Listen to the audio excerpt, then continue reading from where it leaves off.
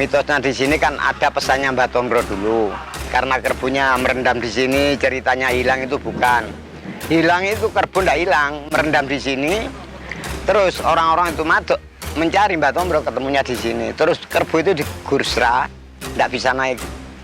Ndak mau ditarik, ndak mau naik. Akhirnya dua rombongan dikumpulkan untuk menyaksikan kerbu itu tadi. Ternyata sudah dikumpulkan, dipetikkan daun keladi 4 tangkai, taruh sanding kerbunya tanpa digusrah, kerbu langsung lompat. Ndak taunya kasih peninggalan. Terus Mbah Tombro itu berdiri sejenak. Airnya tadinya kumuh berduber dengan lumpur, kerbu lompat akhirnya menjadi ajaib, menjadi jernih. Nah itu loh.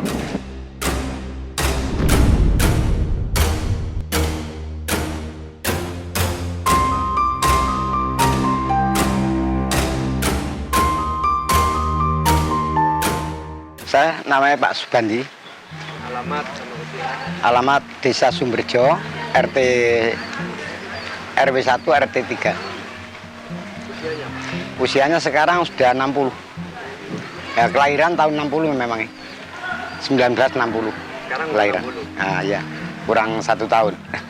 Sudah berapa lama Pak jadi juru kunci? Saya sejak menduduki juru kunci ini 92. Ya, 92 sampai sekarang. Selama itu, waktu itu saya ya sebetulnya bukan juru kunci karena saya menemukan bukunya di waktu itu tahun 85. Nah, begitu saya menemukan bukunya itu tadi, terus saya buka, kok ternyata buku asal mula Desa Sumberjo. Itu. Akhirnya saya saya pelihara. Lantas karena apa? Itu buku yang cerita sini itu karena saya bisa menjadi juru kunci karena rasa terima kasih saya. Karena saya dulu itu pekerjaan, kalau tidak ada pemandian ini, karena ini yang babat alas. Nah, akhirnya di sini kan tidak terawat, cuman seperti apa itu loh rumahnya itu. Terus rasa terima kasih saya karena ini yang babat alas, bikin pemandian gara-gara yang babat alas ini. Jadi itu saya merasa terima kasih karena adanya ini saya diangkat sebagai pegawai negeri. Sebelum saya ada ya orang-orang pekerja di sini yang jaga malam itu dipegangi juru kunci pertama kali itu Pak Mat Kamil, ya juga karyawan sini. Karena kalau ada orang datang mau nyekar tinggal itu yang menduduki gitu loh. Kalau cerita mistik di balik Bayang Biru sini, kalau orang dulu itu kan takut masuk pemandian Bayang Biru. Kebanyakan ada hal-hal yang seperti goib itu. Ya, waktu jam 8 malam aja enggak ada orang yang masuk, meskipun sini terbuka, karena takut dulu. Lah begitu saya pandang dan saya gunakan ada apa sebetulnya karena saya menemukan buku yang ada di sini ceritanya seperti ini. Akhirnya itu saya ingati. Setiap malam Jumat itu saya tawasul, minta gimana enaknya Bayang Biru itu tidak ada resiko yang seperti itu. Akhirnya ternyata sampai sekarang tuh tidak ada apa-apa. Sampai sekarang kata orang gini-gini itu tidak ada. Sebelum saya ada ya orang-orang pekerja di sini yang jaga malam itu dipegangi juru kunci pertama kali itu Pak Mat Kamil, ya juga karyawan sini. Karena kalau ada orang datang mau nyekar tinggal itu yang menduduki gitu loh. Kalau cerita mistik di balik Bayang Biru sini, kalau orang dulu itu kan takut masuk pemandian Bayang Biru. Kebanyakan ada hal-hal yang seperti goib itu. Ya, waktu jam 8 malam aja enggak ada orang yang masuk, meskipun sini terbuka, karena takut dulu. Lah begitu saya pandang dan saya gunakan ada apa sebetulnya karena saya menemukan buku yang ada di sini ceritanya seperti ini. Akhirnya itu saya ingati. Setiap malam Jumat itu saya tawasul, minta gimana enaknya Bayang Biru itu tidak ada resiko yang seperti itu.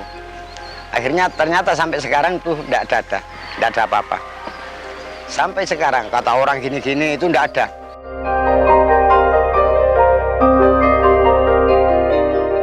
Nggih. Lah niku aku nggih, masalah anu niku nggih, rasa terima kasih kula terus wonten mriki. Terus niku dibangun oleh Belanda. Terus selama itu orang-orang ke sini, orang nyekar itu kan mengembalikan ucapan. istilahnya yang sudah punya nadar berhasil. Nah dia itu ke sini mengembalikan ucapan. Lantas saya tanyai, kenapa kok sini Pak? Ya karena saya punya ucapan. Kalau enggak ke sini saya di itu aja sering-sering kelihatan saya suruh ke sini ya. Akhirnya kalau sudah ke sini sudah enggak ada apa-apa. Terus minta gini. Ternyata saya kasih kuncinya hidup. Caranya gini Pak, kalau ingin berhasil gini sampai jalani sendiri. Bukan saya untuk memberhasilkan sampean, tapi untuk dari diri saya sendiri. Asal bisa, gitu saya gitu kan. Ternyata sampai sekarang tuh banyak Mas yang terjadi. Banyak orang-orang yang berhasil lah istilahnya. Minta itu ndak ada istilahnya, ndak ada hambatan. Itu.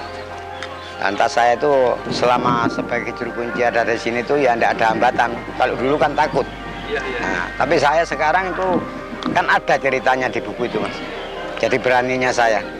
Dulu gini Mas ceritanya itu, saya menemukan buku itu aneh memang ya. Buku asal mula Desa Sumberja itu. Di situ ada tulisan tidak boleh menceritakan asal usul Banyu Biru. Boleh aja asal banyak doa, kan gitu. Jadi saya buka itu. Loh kok gimana seandainya nanti saya itu menduduki juru kunci sini, masa tidak boleh cerita saya gitu kan. Akhirnya saya baca-baca terus, ternyata yang tidak dibolehkan itu cuma satu Mas. Boleh aja asal banyak doa itu. Tapi ternyata yang tidak diperbolehkan itu adalah asalnya sumber tahun berapa itu loh. Jadi saya berani udah. Selainnya boleh. Jadi sampai sekarang sumbernya tahun berapa? Nah, enggak boleh diceritakan. Tapi saya ya tahu tahun berapa itu tahu, tapi enggak boleh cerita lah itu loh. Boleh aja asal banyak doa. Nah itu doanya itu loh dari orangnya yang tanya. Gitu loh. Apa, Pak? Ya? Doanya apa Pak? Doanya ya itu tadi. Apakah bisa Bapak bisa bahasa Sanskerta? Nah itu loh doanya itu. Kalau bisa bahasa Sanskerta saya nunjukkan. Hari ini detik ini jam gini saya berani menunjukkan. Asal bisa bahasa Sanskerta itu doanya. Kan ceritanya gitu Mas. Tidak boleh menceritakan asal-usul Banyu Biru, boleh aja asal banyak doa. Makanya saya kupas, saya cari, ternyata ketemu salah satu. Cuman asalnya sumber, itu loh. Begitu sudah ketemu, jadi saya berani menduduki juru kunci.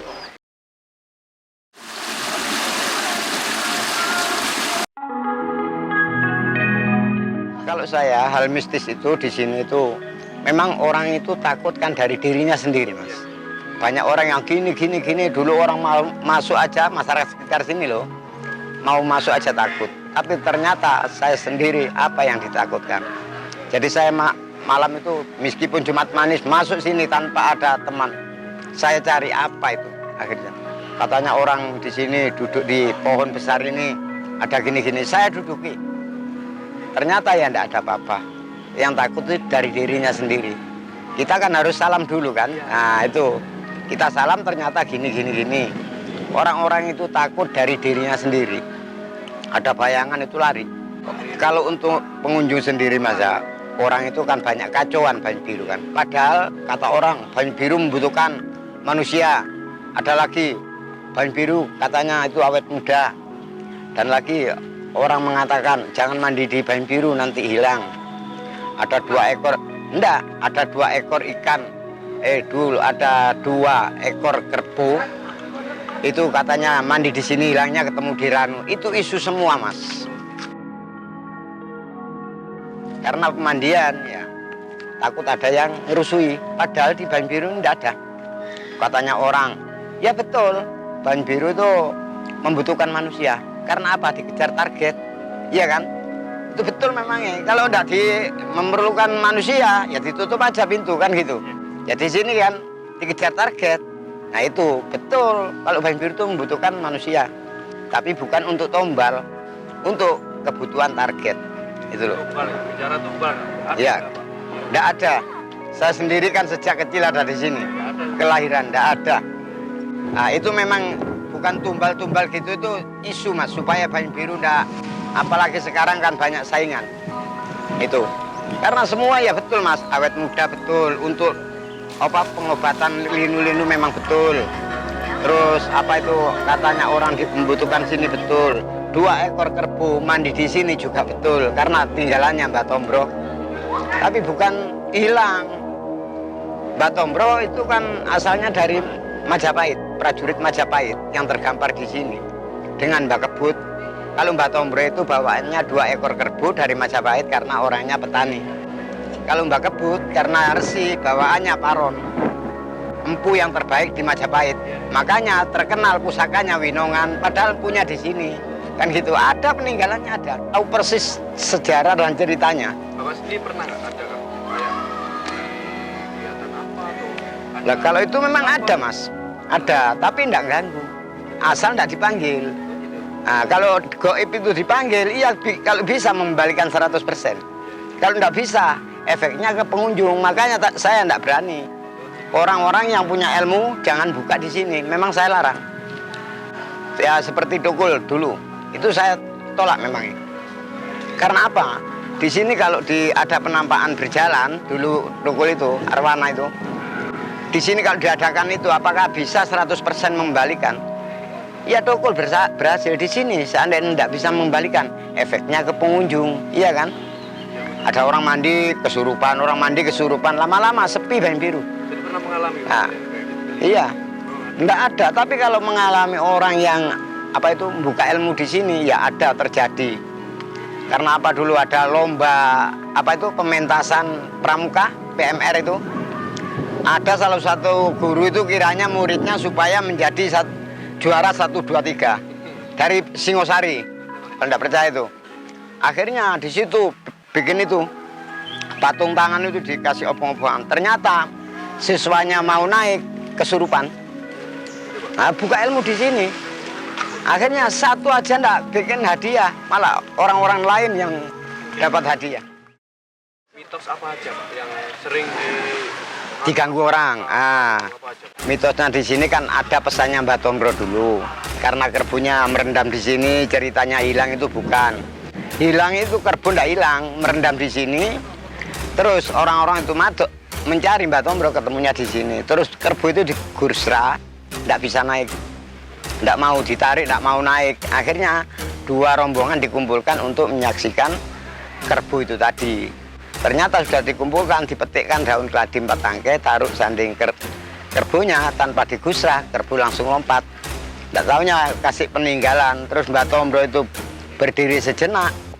Airnya tadinya kumuh berdubur dengan lumpur, kerbau lompat akhirnya menjadi ajaib, menjadi jernih. Nah itu loh, menjadi jernih. Terus Mbah Tombro berdiri sejenak itu melihat ada apa di sela-sela batu. Ternyata 2 ekor kerbau itu kasih peninggalan ini, Mas.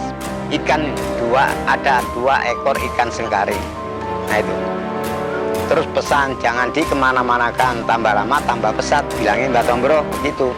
Ternyata kan sampai sekarang ikan-ikan itu tidak pernah dipanen, ya juga tidak pernah mati. Itu.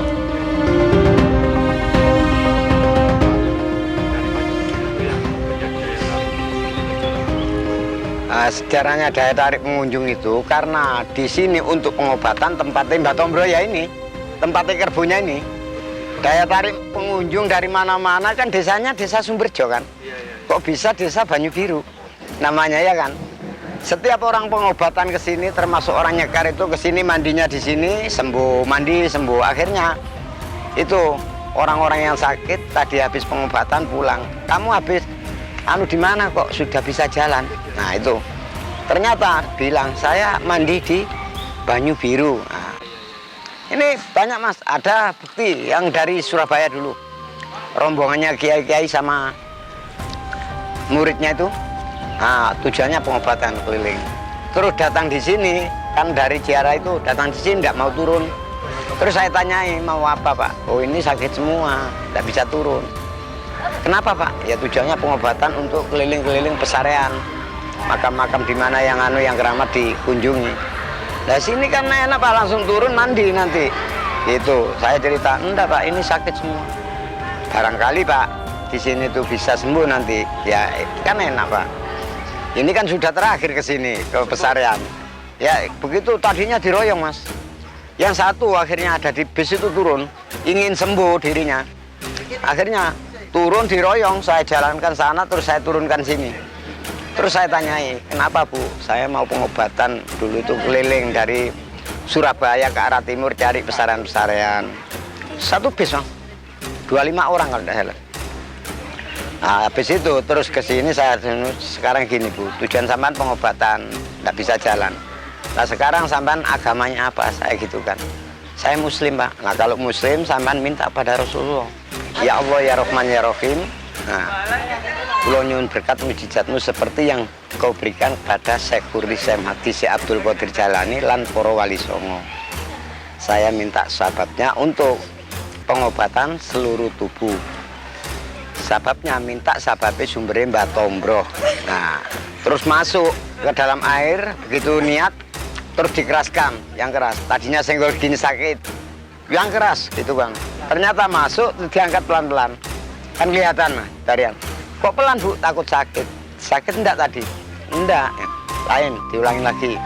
Masuk, begitu masuk keras terus enggak mau naik, gerak itu di dalam sini berdiri. Habis itu lari Mas. Lari ke bis, akhirnya turun semua. Nah ini ada saksi Mas Ean loh. Ini warung di sebelah ini. Akhirnya namanya perempuan ya sama bunyainya, kiainya masuk semua. Sewa cari di situ perempuannya semuanya itu. Jadi sewa sarung-sarung itu untuk mandi. Ternyata supirnya aja tuh nggak bisa, kan bawa supir 2 karena keliling sampai 4 hari itu. Yang satu udah bisa nyetir karena keselio kan gitu.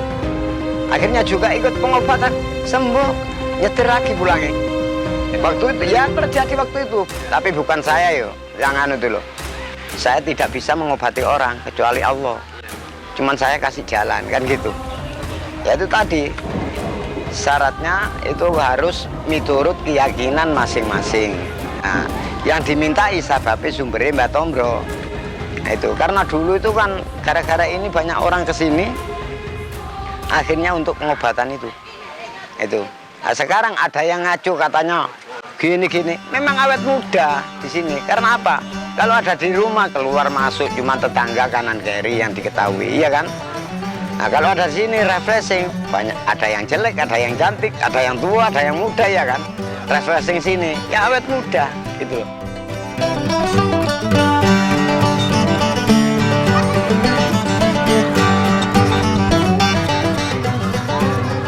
Saya suka duka saya di sini karena saya rasa terima kasih saya ada di sini.